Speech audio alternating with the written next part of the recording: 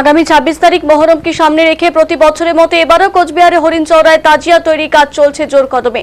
দেবোত্তর trust বোর্ডের অধীনে তৈরি হচ্ছে এই ঐতিহ্যবাহী তাজিয়া নির্মাণের সঙ্গে যুক্ত কারিগররা জানান, দীর্ঘদিনের ধর্মীয় রীতি মেনেই তারা প্রায় 1 মাস নিরামিষ আহার করে এই কাজ করে থাকেন। নিষ্ঠা ও ভক্তিভরে তৈরি করা হচ্ছে তাজিয়া, যা মহরমের দিন নির্দিষ্ট মাঠে স্থাপন করা হবে। তবে টানা বৃষ্টির কারণে কিছুটা উদ্বেগে রয়েছে কারিগররা। তাদের আশঙ্কা, আবহাওয়ায় পরিস্থিতি অব্যাহত থাকলে নির্ধারিত সময়ের মধ্যে কাজ সম্পন্ন করা এবং তাজিয়া মাঠে স্থাপন করা কঠিন হয়ে পড়তে পারে।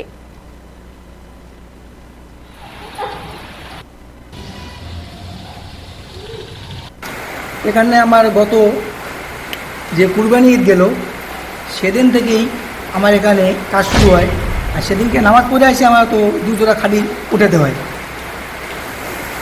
তো আমার 1 মাস নিরামিষ খেয়ে কাজ করতেছি। আর এখানে তো আমার বাঁশ লাগে, পাট লাগে, ময়দা লাগে, কাগজ লাগে, এইসব মানে জিনিস দিয়ে তাজিয়া তৈরি হয় মহরমের। কবে রয়েছে মহরম?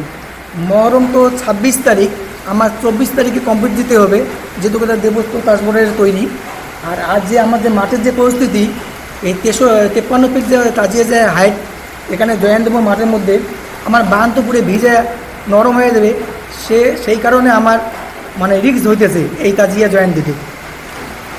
আমার কাজ করতে তো আমার ঘরের ভিতরে এখানে কোনো অসুবিধা হয় না, ঘরের ভিতরে যেহেতু।